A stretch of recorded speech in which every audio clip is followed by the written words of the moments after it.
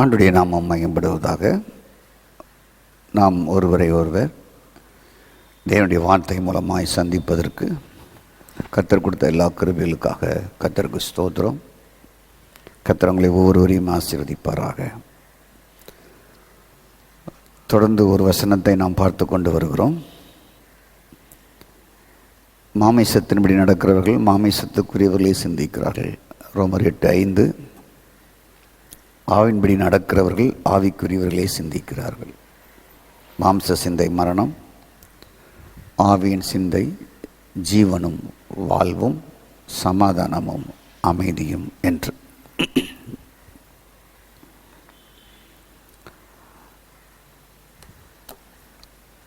நம்மை சுற்றிலும் நடப்பதை கண்காணிப்பது நம்முடைய மனம்.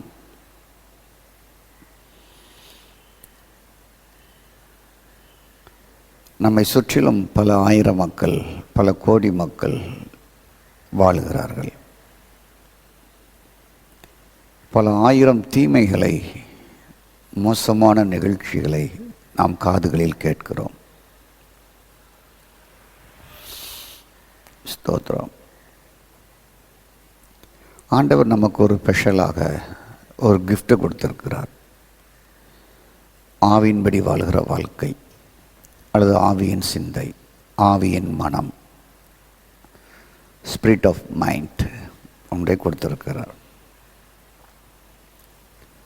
அதில் தான் நமக்கு வெற்றி பல ஆயிரங்கள் வைத்திருக்கிறார். மாமிச சிந்தையில் தான் நம் வியாதி என்று ஒன்றை அறிந்து கொள்கிறோம். எனக்கு வியாதி ஒன்று இருக்கிறது என்பதை நான் அறிந்து கொள்கிறேன்.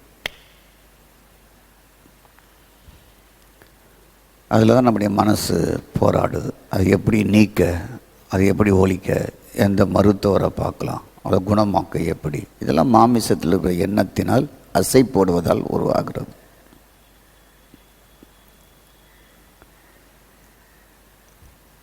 உங்களுக்கு ஒரு ஆவியின் சிந்தையில் வைக்கப்பட்டு இருக்கிறது. இதுதான் மகா பெரிய ரகசியம். இதை நம்ம திருச்சபையில் ரொம்ப குறைவாக படிச்சிருக்கிறோம். அதுதான் ஆவின்படி நடப்பது வாழ்வது. கலாத்தியர் 5:25 இல்லை. 5:24 என் மாமிச சிந்தையை சிலுவையில் அறைந்திருக்கிறேன் என்ற வாழ்வும் இல்லை. நம்ம எதிர்மறையான காரியத்தில் போராடி வாழ்வதற்கு காரணம் மனம்தான், எண்ணங்கள் தான், சிந்தைகள் தான், அறிவு தான், புத்தி தான். அதை நீக்குவதற்கு, போக்குவதற்கு பலர் போராடுகிறார்கள். அதற்கு விரதம் இருக்கிறாங்க, ஜெபம் பண்ணுறாங்க. ஆனால் அது இரத்தத்தோடு கலந்ததாக இருக்குது. ஒவ்வொருவரும் இந்த உலகத்தில் மனதின் வழியாக போராடுகிறார்கள். படிக்கிற மாணவர்கள் படிப்புக்காக போராடுகிறார்கள். உழைக்கிற குடும்பத் தலைவன் உழைப்புக்காக போராடுகிறான். உழைக்கிற மனைவி, குடும்பத்தை கட்டியெழுப்புகிற மனைவி அதோடு போராடுகிறார்கள்.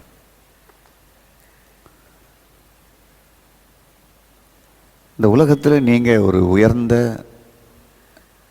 அந்தஸ்தில், உயர்ந்த நிலையில் கொண்டு போகத்தான் உங்களுக்கு இந்த ஆவியின் சிந்தையை தேவன் உங்களில் வைத்திருக்கிறார். மாமிச சிந்தை மனிதனை டவுன் பண்ணுது, கீழே இறக்கி விடுது. பெரும்பாலும் மக்கள் கீழ்நிலையில் இருப்பதற்கே காரணம் இந்த மாமிச சிந்தையில் இருக்கிற போராட்டங்கள். 24 hours அதுதான் இயங்குது. உங்களை உயர்ந்த மனிதராக உலகில் வைக்க தேவன் விரும்புகிறார். அதற்காக இந்த ஸ்பிரிட் ஆஃப் மைண்டை உங்களுக்குள்ளே கடல் வச்சிருக்கிறார். அதில் தேவ ஞானமே இருக்குது, தேவனுடைய நீதி இருக்குது, தேவனுடைய சர்வ வல்லமை இருக்குது, தேவனுடைய ஆற்றல் இருக்குது, மிதமிஞ்சிய ஆற்றல் ஆண்டுடைய இருக்குது, அவருடைய கிருபை இருக்குது. அதற்குள்ள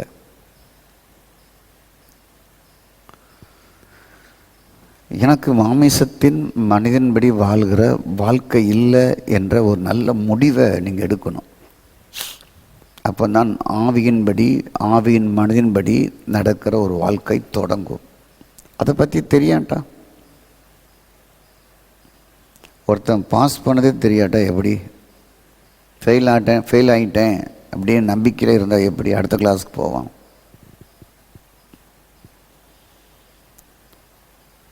அப்போது மாமிசத்தினுடைய பிரச்சனை தான் இந்த உலகத்தினுடைய பிரச்சனை, இது மாமிசத்தினுடைய பிரச்சனை தான், வாழ்வாதார பிரச்சனை தான். இதை போட்டு அநேகர் குழப்பம் அடைந்து கொண்டு இருக்கிறார்கள். தினமும் அதில் மென்டலானவங்களும் இருக்கிறாங்க, மன மீதி கெட்டு போனவங்க இருக்கிறாங்க, சூசைட் பண்ணவங்க இருக்கிறாங்க. உங்கள் ஆவியில் என்னுடைய ஆவியானவர் கலந்து இணைந்து இருக்கிறார். அதுதான் நம்ம 1 கொரிந்தியர் 6:17 பல முறை சொல்கிறேன். அப்போ அந்த ஆவியின் தேவன் உங்கள் ஆவியில் கலந்திருந்து அந்த ஆவியின் சிந்தையை செயல்பட வைக்கிறார். ஏற்கனவே உங்களுக்குள்ள இருக்கிற 5 புலன்கள், அதில் உணர்வின் புலன்கள், புலன், மனம், கான்சியஸ், அதெல்லாம் இந்த உலகத்தோட மாமிசத்தோடு இணைந்து செயல்படுது. இப்போ என்ன ஆகுதுன்னா, உள்ள உங்கள் ஆவியில் கலந்து இணைந்து ஆவியானவர் இருக்கிறபடினால ஆவியின் சிந்தை உங்களுக்குள்ளே உற்பத்தி ஆகுது, ஆவியின் சிந்தை செயல்பட ஆரம்பிக்குது, மாமிச சிந்தைக்கு ஒரு முடிவு உண்டாகுது. அதனால் என்ன ஆகுதுன்னா, இனி நான் மரண பக்கம் போவதில்லை என்ற ஒரு முடிவு வருகிறது. ஏன்னா மாமிச சிந்தை மரணம், அதுக்கு முடிவு உண்டானாலே இனி மரண பக்கமாக நான் போவதில்லை, மரண வாழ்வு பக்கமாக போவதில்லை, என்னை குழப்புற பக்கமாக போவதில்லை, என்னை அழிக்கிற பக்கமாக போவதில்லை என்ற ஒரு முடிவு உங்களுக்கு தானாக வந்துடும். நான் வாழ்வின் பக்கமாக, ஜீவனின் பக்கமாக, சமாதானத்தின் பக்கமாக, அமைதியின் பக்கமாக திரும்பி செயல்பட போகிறேன் என்ற ஒரு டேர்னிங் பாயிண்ட்டே உங்கள் ஆவியிலிருந்து தான் உண்டாகுது. இன்றைக்கி ஒரு முடிவு பண்ணிக்கிங்க. மாமிச சிந்தை மரணம், ஆவின் சிந்தை ஜீவன், வாழ்வு, சமாதானம், அமைதி. எப்படி உங்கள் சிந்தை, உங்கள் மைண்டு, உங்கள் மனம் ஒர்க் அவுட் ஆகுதோ அதுதான் உங்களுக்கு பிரதிபலன். கதிர்கிறிஸ்தவ நீங்கள் ஜெபம் பண்ணலாம், உபவாசிக்கலாம். மைண்ட் எப்படி ஒர்க் பண்ணுது? ஜெபம் பண்ணதை வைத்தும் உபவாசிப்பதும் வைத்தும் நீங்கள் ஒரு ஆவிக்குரிய சபைக்கு போகிறத வைத்தும் அது இருக்கட்டும், அது வரல. உங்கள் மைண்டுடைய ப்ரிப்ரேஷன் எப்படி இருக்குது, உங்கள் மைண்டு எப்படி ஒர்க் பண்ணுது, உங்கள் எண்ணம் எப்படி ஒர்க் பண்ணுது? மாமிசத்தின் சிந்தையின்படியா இல்லது ஆவியின் சிந்தையின்படியா, ஆவியின் மனதின்படியா? அப்போ ஆவியின்படி நீங்கள் சிந்திக்க, யோசிக்க, மனம் செயல்படும் பொழுது, உங்கள் அறிவு புத்தியெல்லாம் செயல்படும் பொழுது, மனமும் மாமிசமும் சொந்தமாக செயல்படக்கூடாது என்பதற்காகத்தான் இந்த ஆவியின் சிந்தையை, ஆவியினுடைய மனதை உங்களுக்குள் செயல்பட தம் ஆவியின் மூலமாக வைத்திருக்கிறார். அது செயல்படக்கூடாது என்பதற்காகத்தான் ஆவியின் மனதை, ஸ்பிரிட் ஆஃப் மைண்டை உங்களுக்குள் செயல்பட உங்கள் ஆவியில் ஆவியாக தேவன் இருக்கிறார். அப்போ கொஞ்சம் யோசித்து பாருங்க, இந்த மைண்டு, மனம் தினமும் எப்படி அலசடிப்படுதுன்னு. நம்ம வாழ்வை, உங்கள் வாழ்வை அழிப்பதே எதுனா இந்த மைண்டு தான். இந்த மைண்டு தான் எல்லாவற்றையும் தேர்ந்தெடுப்பதற்கு அது காரணமாக இருக்குது. அதோட அறிவு புத்தி எல்லாம் இணைஞ்சிருது. இப்போ அந்த மைண்டை க்ளோஸ் பண்ணுறாரு ஆண்டவர். இப்போ 2000 ஆண்டுகளுக்கு முன்பாக அந்த ரோம சபை மக்களுக்கு எப்படி புரிஞ்சிருக்கும்? அல்வா வாட்டம் புரிஞ்சிருக்கும். அப்புறம் மாமிசம் பக்கமாக மனம் திரும்பாமல், சிந்தை திரும்பாமல், ஆவியின் பக்கமாக, ஆவியின் சிந்தையாக அது திரும்பி வாழ வேண்டும். அதான் ஆவியின்படி வாழ்வது, நடப்பது. கலாத்தியர் 5:25 சொல்லுது. ஸ்தோத்திரம். கொஞ்சம் யோசிங்க. சர்ப்பம் ஏதேனில் நுழைந்தது. இந்த சர்ப்பத்தின் பக்கம் ஏவாளம்மா திரும்பாமல் ஆதாம் பக்கம் திரும்பியிருந்தால், ஆதாம் ஸ்தோத்திரமுண்டாவதாக, இந்த ஏவாளுடைய வீழ்ச்சி சர்ப்பத்தால் வந்திருக்காது. சரி, ஆதாம் ஏவாள் இருவரும் தேவன் பக்கம் திரும்பியிருந்தால் சர்ப்பத்திற்கு அங்கே முடிவு வந்திருக்கும். ரெண்டு பேரும் எங்களை கெடுக்க இந்த சண்டால சர்ப்பம் உள்ள நுழைஞ்சிருக்கு, தேவனே இதை பற்றி இது சொல்லுது, உங்கள் முடிவுக்கு நான் விட்டுறேன் அப்படின்னு சொல்லி சிந்தையை மனதை அந்த பக்கம் கொஞ்சம் திருப்பி இருந்தா சாத்தானுக்கு அன்னைக்கே முடிவு.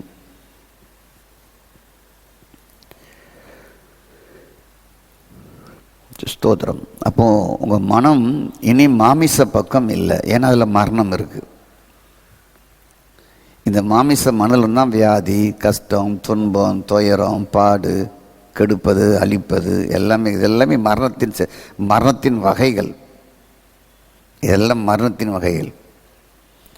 அப்போ உங்கள் ஆவியிலே தேவன் வாசமாக இருக்கிறார். ஆகையால் தான் ஆவியின் பக்கமாக திரும்ப வேண்டும் உங்கள் மைண்டை, சிந்தையை. அப்போ ஆவியின் சிந்தை உண்டாகி ஆவியின் வாழ்வை நீங்கள் ஏற்படுத்தும் பொழுது ஜீவ வாழ்வாக, வளமான வாழ்வாக, சமாதானத்தை ஏற்படுத்துகிற வாழ்வாக, அமைதியை உண்டாக்குற வாழ்வாக உங்களுக்கு கொடுக்கப்படுகிறது. நீங்கள் இன்னைக்கு கேட்டுட்டு கொஞ்சம் நீங்கள் சிந்திக்கணும், யோசிக்கணும். இல்லை ரிப்பீட் பண்ணி இந்த செய்தியை நீங்கள் கேட்கணும் புரியாட்டா.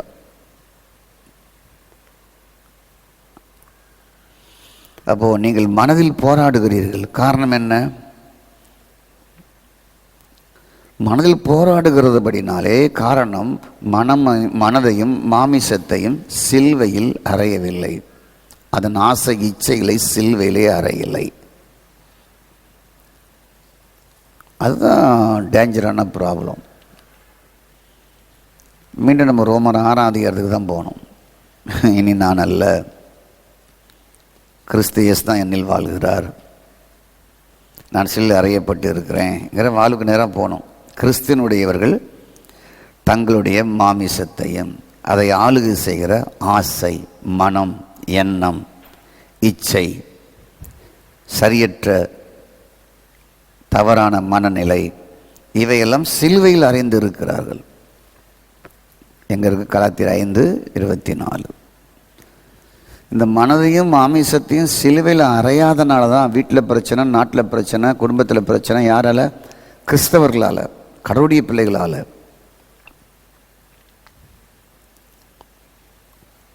கர்த்தருக்கு ஸ்தோத்திரம்.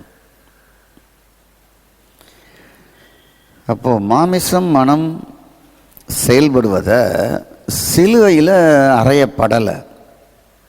ஆனால் சிலுவையில் அறையுண்டேன் என்று பாடுகிறார்கள்.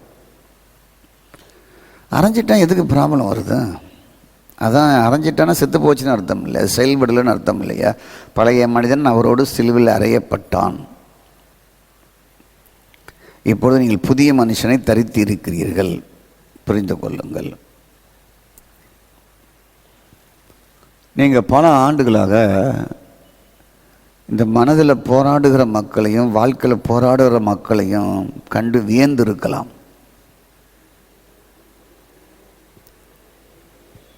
ஸ்தோத்திரம். அப்போது எதில் போராட்டம்னா மனதில் தான் போராட்டம். ஆவியின் மனதில் போராட்டம் இல்லை, அமைதியும் சமாதானமாக. புரிஞ்சுட்டா உங்களுக்கு? உங்கள் மாமிச மனம் ஒவ்வொரு விஷயங்களிலையும் அது ஈடுபட்டு அது நுழைஞ்சி அது செயல்படும் போது அங்கே போராட்டம் இருந்துக்கிட்டே இருக்கும். ஆவியின் மனதில் அந்த போராட்டம் இல்லை. ஏன்னா அங்கே ஜீவன், வாழ்வு, அமைதி.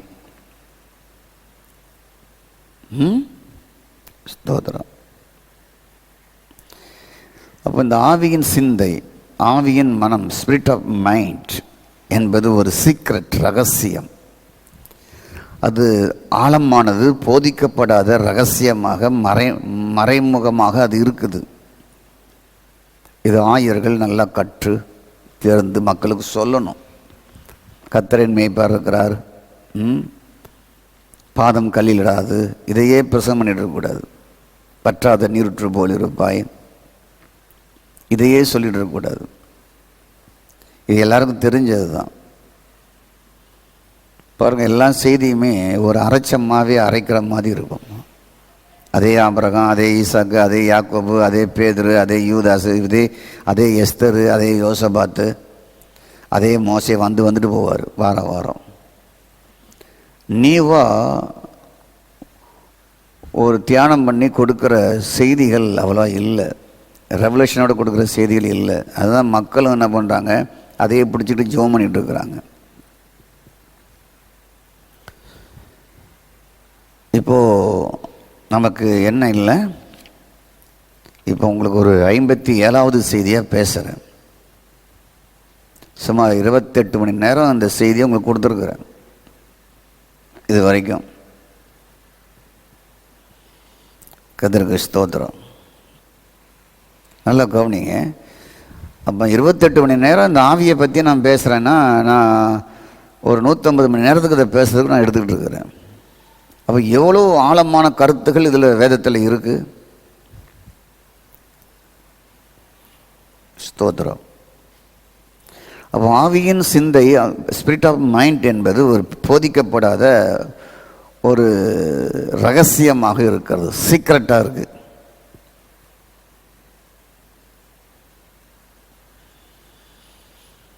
ஸ்தோத்திரம் உண்டாவதாக. அப்போது நான் பார்த்த குழுக்கள், நிர்வாகங்கள், சபைகள், பெரிய அளவில் சின்ன அளவில் பார்த்தது என்னவென்றால், போராடுகிற மனம் கொண்ட ஒரு பெரும் கூட்ட மக்களை கிறிஸ்டியானிட்டிக்குள்ளேயே நான் பார்க்குறேன், போதகர்களுக்குள்ளேயே நான் பார்க்குறேன், ஆயர்களுக்குள்ளேயே பார்க்குறேன். அப்போ அதில் தான் நான் கற்றுக்கொள்ள ஆரம்பித்தேன். ஏன் இந்த போராடுகிற வாழ்க்கை, வேதத்தில் இப்படி ஒரு பிளஸ்ஸிங் இருக்க, இப்படி உயர்தரமான ஒரு வாழ்க்கை இருக்க, எதுக்கு இது நம்ம இதில் போராடணும்? ஏன் மக்கள் போராடுறாங்க? மாமிச மனதோடு வாழ்கிறாங்க, ஒரு பதவிக்காக போராடுறாங்க, ஒரு உயர்வுக்காக போடுறாங்க, ஊழியர் அளவில் எடுத்துக்கிட்டோம்னா ஒரு பெரிய சபையை கேட்ச் பண்ண போராடுறாங்க, அதை விட்டு கொடுக்க மாட்டேங்கிறத போராடுறாங்க, வருமானம் எங்கே அதிகமாக இருக்குது அதை எடுக்கலாங்கிறதுக்கு போராடுறாங்க. ஏன் இந்த போராடுறாங்க என்கிறது என்னுடைய கேள்விக்குறி. ஸ்தோத்திரம். ஆகவே தான் இந்த கேள்விக்குறியில் தான் ஆண்டவர் இந்த பாடங்களை எனக்கு கற்றுக் கொடுத்தார். இப்போ அமைதியுள்ள ஜீவனம் பண்ணும்படி ஒரு ஆசீர்வாதமான வாழ்க்கையை தந்திருக்கிறார். இந்த மாமிச மனமும் இருக்கிற இடம்தான் பதற்றமாக இருக்கும். ஜெயிச்சிருவனோ தோற்றுருவேனா, தோத்துட்டா என் பதவி போயிடுமா,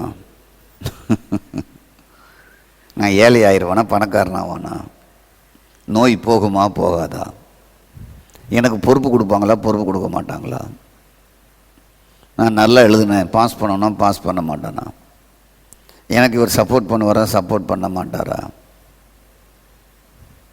வாழ்வேனா வாழ மாட்டானா. ஸ்தோத்திரம்.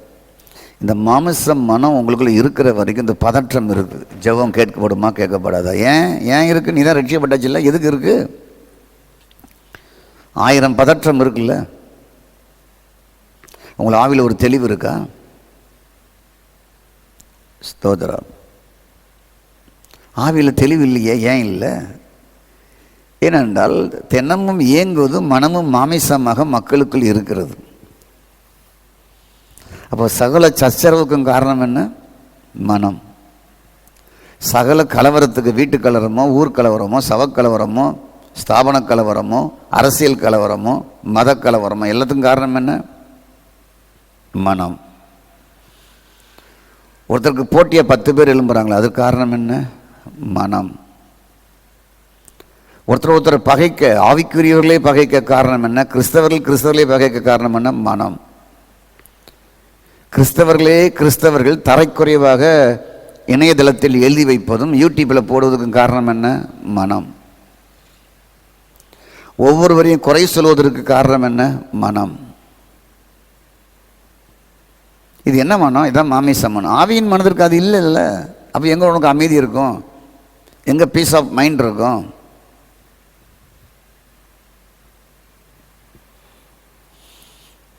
அப்போது இதை சொல்லி கொடுத்தாதானே மக்களுக்கு புரியும். எப்பொழுதும் அவங்களுடைய ஒரு மாமியாருடைய மனம் மருமகமாலேயே இருந்ததுன்னா, மருமகமான மாமியார் அப்படி கடிச்சு திங்கிற மாதிரி இருந்ததுன்னா, வீட்டுக்குள்ளே உறவில் அப்படியே மனம் ஒரு தாக்கி அப்படியே கடிச்சு திங்கிற மாதிரி மனம் இருந்தால், சபைக்குள்ளேயும் ஒருவரை எப்படி பகைக்க தாக்கங்கிற மனம் இருந்தால், ஊழியர்களுக்குள்ள ஒவ்வொருவருக்குள்ளும் யார் விசுவாசியை யார் களவாடி கொண்டு போகலாம், எந்த வீடை விசிட்டிங் பண்ணி அபேக்ஷ் பண்ணிட்டு போகலாம்னு சொல்லி மனம் இருந்தால், நாட்டில் எங்கேயே எழுப்புதல் வரும்? உன்னை கொண்டு செய்ய வேண்டிய வேலையை செய்வதே முடியாது.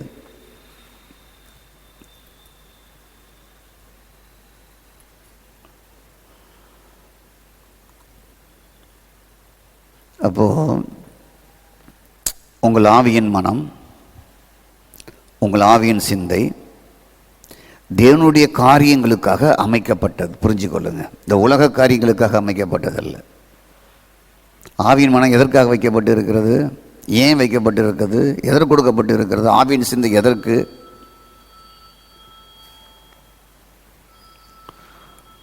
கர்த்தருக்கு ஸ்தோத்திரம். ஆவியின் காரியங்களுக்காக அமைக்கப்பட்டது. அப்போ உங்கள் மனம், உங்கள் சிந்தை ஆவியில் கலந்து இணைந்திருக்க வேண்டும். மாமிசத்துக்கு தொடர்பு இருக்கக்கூடாது. அது இருக்கிற வரைக்கும் அது உன்னை தொந்தரவு பண்ணும். எதையாவது செய்ய தொந்தரவு பண்ணிக்கிட்டே இருக்கும் தினமும். அப்போ உங்கள் ஆவியில் இதனுடைய ஆவியினர் கலந்து இணைந்திருக்கிறார். அங்கு இணைந்து இருக்க வேண்டும் உங்களுடைய மனம், சிந்தை, உங்கள் மைண்டு. இருக்கும்போது தான் இது சொந்தமாக செயல்படாமல் ஆவியின் கட்டுப்பாட்டுக்குள் மனம் வரும். மனம் ஆவியின் கட்டுப்பாட்டுக்குள் வரும். அங்கிருந்து அது செயல் துவங்கும். இப்போ ஒவ்வொரு நிமிடமும் உங்களுக்கு ஒரு எச்சரிக்கை ஒலிப்பான் உங்கள் இதயத்துக்குள்ளே, மனசுக்குள்ளே இருக்கணும். நான் ஆவியின் சிந்தையுடையவன், நான் அவைகளையே சிந்திப்பேன். என்னுடைய திட்டமெல்லாம் அந்த ஆவியின் சிந்தையிலேயே இருக்கும். நான் எதையும் மாமிச மனதை போட்டு குழம்ப மாட்டேன். அதில் குழப்பி நான் சாக மாட்டேன். ஒரு பிளட் டெஸ்ட்டை பார்த்தா மனசு குழப்புது. ஒரு ஹாஸ்பிட்டலுக்கு போனால் எதுவோ நடக்க போகுதுன்னு நினைக்கிறது. ஒரு பிள்ளைகளை போய் காலேஜில் சேர்க்கணும், கிடைக்குமோ கிடைக்காதான்னு பதறுது. பையன் பாஸ் பண்ண மாட்டானோ, எழுதுனவனுக்கு இருக்கோ இல்லை, அந்த பெத்த தாய்க்கும் தகப்பனுக்கும் அப்படியே வேர்த்து விறுவிறுத்தது. கொஞ்சம் அதெல்லாம் நீங்கள் ஒதுக்கிடுங்களேன். ஒதுக்கிட்டு உங்கள் ஆவின் சிந்தையின்படி உங்கள் பிள்ளைகளை, குடும்பத்தை ஒவ்வொன்றையும் சிந்திக்க ஆரம்பிங்களேன். அதில் இருக்கிற வளர்ச்சியை பாருங்களேன். ஜீவனும் அமைதியும், வாழ்வும் அமைதியும், ஜீவனும் சமாதானம் பெற்று அனுபவிக்க முடியும்.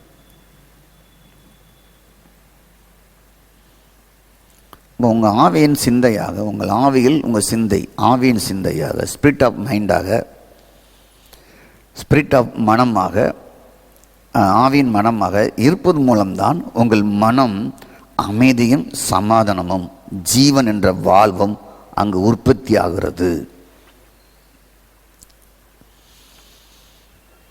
ஓகே, வேறு எதை செஞ்சாலும் சரி, கண்ணை மூடிட்டு அப்படியே உட்காந்துருந்தாலும் சரி, உன் மைண்டு வேறு பக்கமாக வேலை பார்த்துக்கிட்டு இருக்கும். அமைதியாக நீ தியானம் பண்ணிக்கிட்டே இருக்கலாம். மைண்ட் எங்கே இருக்குது? உடலு கையை கட்டிக்கிட்டு இருக்கு, கண்ணை மூடிக்கிட்டு இருக்கு. மைண்ட் எங்கே இருக்குது? சிந்தை எங்கே இருக்குது? எதை சிந்திக்குது? எதை யோசிக்குது? இப்போ ஆவியின் சிந்தைக்கு நீங்கள் பயிற்சி கொடுக்கணும். அதன்படி நீங்கள் செயல்படணும். அப்போ தான் அது பழக்கத்துக்கு வரும்.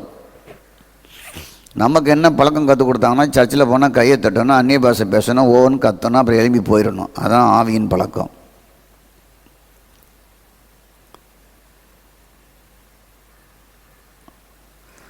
கர்த்தருக்கு ஸ்தோத்திரம். சட்டத்திற்கு தேவை என்ன? ஒரு சட்டம் இருக்குது, அதுக்கு தேவை என்ன? அதை நிறைவேற்றுவது தேவை. சட்டம், தலைக்கவசம் போட வேண்டும். அதோடைய தேவை என்ன? வண்டி ஓட்டுறவங்க, டூ வீலர் ஓட்டுறவங்க தலைக்கவசம் போட்டு இருக்க வேண்டும். அதுதான் அதோடைய தேவை. நிறைவேற்றாவிட்டால் சட்டத்திற்கு எதிரான காரியம் தண்டனை கிடைக்கும். அதுக்கு தேவை அவர் இந்த நாட்டினுடைய பெரிய அதிகாரியோ கலெக்டரோ, அதை பற்றி அதுக்கு தேவை கிடையாது. கலெக்டராக இருந்தாலும் சரி, பிரதமராக இருந்தாலும் சரி, ஜனாதிபதியாக இருந்தாலும் சரி, டூ வீலரில் போனார்னா ஹெல்மெட் போட்டிருக்காரா, தலைக்கவசம் போட்டிருக்காரா, அதுதான் சட்டத்துக்கு தேவை. போடலை, சட்டத்திற்கு எதிரான காரியத்தை இன்னார் செய்தார். இந்த பாஸ் நேரத்தில் ஒரு சிறப்பு நடிகர் ஒருவர், தமிழ்நாட்டில் ஃபேமஸ் ஆனவர், தான் காரில் போகிறாரு தன்னுடைய தோட்டத்திற்கு. அவர் பிடிச்சிட்டாங்க பார்த்தீங்களா, பாஸோட போனீங்களா போலியான்னு சொல்லி. ஆகவே தமிழ்நாட்டிலேயே ஒரு பிரபலியமானவர்களுக்காக சட்டம் விட்டுட்டா இல்லை, அவரை பிடிச்சி என்கொயரி பண்ணாங்க. நீங்கள் பாஸ் வாங்கினீங்களா, போனீங்களா, அதை பற்றி சரியான தகவலை கொடுத்துட்டு அவரை விட்டுற போகிறாங்க, இல்லாட்டா ஃபைன் கட்டணும், அவ்வளோதான். ஃபைன் கட்டினா இவ்வளோ பெரிய நடிகர் ஃபைன் கட்டிட்டாரு, உலகமே தெரிஞ்சிடும். ஆகவே சட்டம் யாரையும் விடாது, அதுக்கு தேவை நிறைவேற்றவங்க தான் தேவை. அப்போ நீங்கள் நீடித்த நாட்களாக வாழ வேண்டும். ஸ்தோத்திரம். அது சட்டம். அதுக்கு தாயும் தகப்பனையும் கனம் பண்ணணும். நீ நீடித்த நாளாக வாழணும்னா சட்டம் நீ தாயும் தகப்பனையும் கனம் பண்ணணும். சட்டத்துடைய தேவை என்ன? இந்த எபேசியர் 6:1 சட்டத்தின்படி நீ உங்கள் அப்பா அம்மாவும் கனம் பண்ணுவியா? நீ தேவை நிறைவேற்ற உனக்கு எதுக்கு லாங் லைஃபு அப்படின்னு சட்டம் சொல்லுது. அதுக்கு தான் இப்படி வியாதியெல்லாம் வந்து இடையில போய் சேர்ந்துடுறாங்க.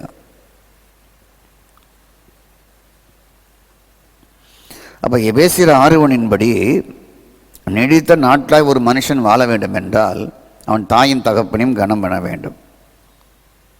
இது அந்த சட்டத்துடைய ஃபார்முலா.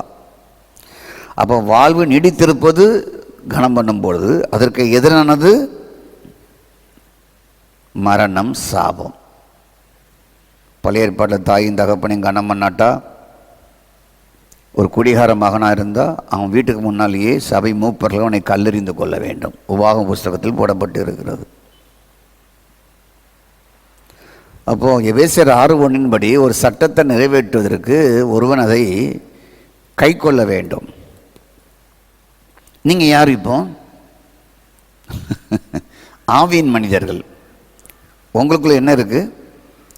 இதனுடைய ஆவியானவர் கர்த்தருடைய ஆவி கலந்து இணைந்து வாழ்கிறார். இதனால் உங்களுக்கு என்ன உண்டானது? ஆவியின் மனம், ஆவியின் சிந்தை உண்டாக்கப்பட்டு இருக்கிறது.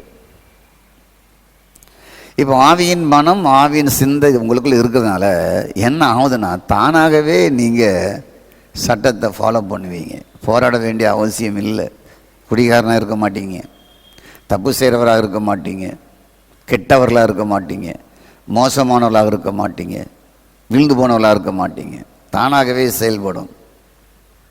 சட்டத்திற்கு ஆவியின் மனம், அரசாங்க சட்டமோ சபை சட்டமோ எந்த சட்டமோ அது தானாக, ஸ்கூல் சட்டமோ கல்லூரி சட்டமோ அது தானாகவே இயங்கும். 8 மணினா 7:55 அங்கே இருக்கும் ஆள்.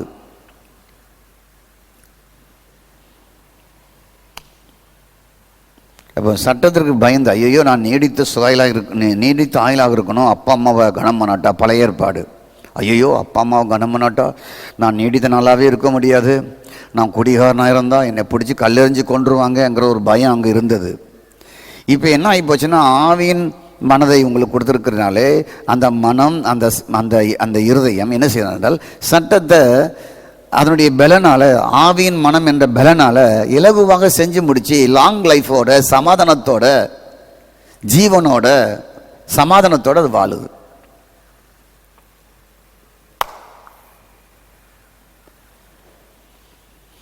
அப்போது பழைய ஏற்பாட்டில் சட்டத்துக்கு பயந்து வாழணும். ஸ்தோத்திரம். ஐடல் ஒர்ஷிப் பண்ணாட்டா கொண்டுருவாங்க, ஐடல் ஒர்ஷிப் பண்ணால் கொண்டுருவாங்க. அவருடைய பொருளை இச்சித்து எடுத்துக்கிட்டா அவனுக்கு அவதாரம். ஸ்தோத்திரம். சில நேரங்களில் கல்லெறிஞ்சே கொண்டுருவாங்க. இவன் பயந்து இருக்கணும். ஓய்வு நாளோ ஐயோ பயப்படணும், அதை கை கொள்ளாட்டா கல்லெறிஞ்சு கொண்டுருவாங்க. பயந்து செய்யணும், ஐயோ நான் செத்துருவேன் அப்படின்னு பயந்து இவன் செய்வான். ஆனால் ஜீவ பிரமாணம் உங்களுக்குள்ளே இருக்குது. ஜீவ ஆவியின் பிரமாணம் உங்கள் பாவ பிரமாணத்திலிருந்து விடுவித்திருக்கிறார் இயேசு. நல்லா கவனிங்க. இப்போ உங்கள் ஆவி கர்த்தருடைய ஆவியோடு இணைஞ்சிருக்கு. உங்கள் ஆவிக்குள்ளே உங்கள் ஆவியை தேவனுடைய ஆலயமாக்கி பரிசுத்தர் உங்கள் ஆவியில் தங்கி இருக்கிறார். ஸ்தோத்திரம் உண்டாவதாக. எதுக்கு தங்கி இருக்கிறார்? ஆவியின் சிந்தையை உங்களுக்குள்ள உற்பத்தி பண்ண உண்டாக்க வைத்திருக்க. இப்போ இந்த ஆவியின் சிந்தை பயப்படாமலேயே சட்டத்தை ஃபாலோ பண்ணுது, நியாயப்பிரமாணத்தினுடைய நீதியெல்லாம் நிறைவேற்றுது. எதுக்கும் கஷ்டம் இல்லை. எதையும் என்னால் ஃபாலோ பண்ண முடியும், என்னால் செய்ய முடியும், என்னால் அடக்கமாக வாழ முடியும், அமைதியாக வாழ முடியும், இச்சிக்காமல் வாழ முடியும், போராடாமல் வாழ முடியும், நிறைவு இருந்தாலும் இல்லாட்டால் வாழ முடியும். வாழ்ந்திருக்கும் தெரியும், தாழ்ந்திருக்கும் தெரியும், மனரமியமாக இருக்க கற்றுக்கொண்டு இந்த லைஃப்லாம் இதன் மூலமாக தாங்க வருது. உபத்திரமோ வியாகுலமோ பசியோ பட்டினியோ நான் எதற்கு அஞ்ச போகிறது கிடையாது. அது மாமிசத்துக்குரிய காரியங்கள். நான் ஆவியின் மனமுடையவனாக இருக்கிறேன். கிறிஸ்துனுடைய அன்பை விட்டு பிரிப்பவன் யார்? அந்த கிறிஸ்து எனக்குள் என் ஆவிக்குள் வாழுகிறார். இதுதாங்க வெற்றி வாழ்க்கை. பூமிக்கு உங்களை ஆசீர்வாதமாக, உலகத்துக்கு ஆசீர்வாதமாக மாற்றுவார்.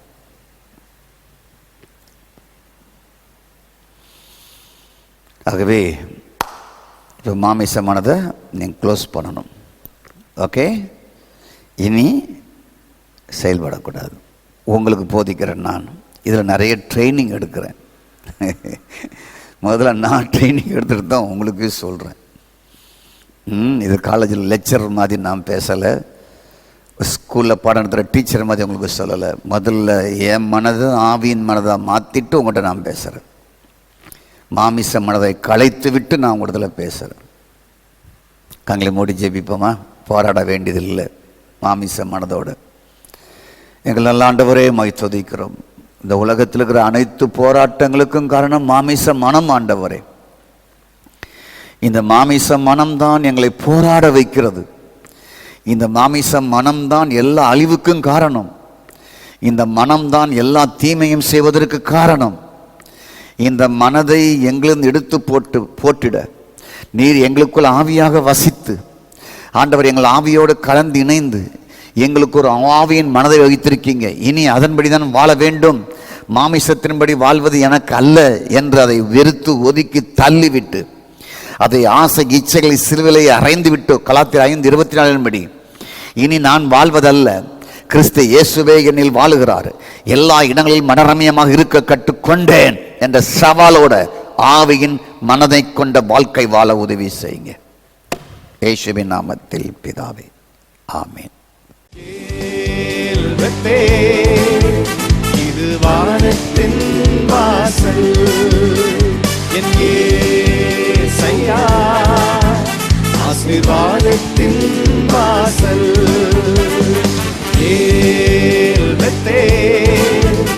இது வானத்தின் வாசல், என் இயேசையா, ஆசீர்வாதத்தின் வாசல். தலை தாய்க்கும் கல் நீரையா, மூளை கல் நீர்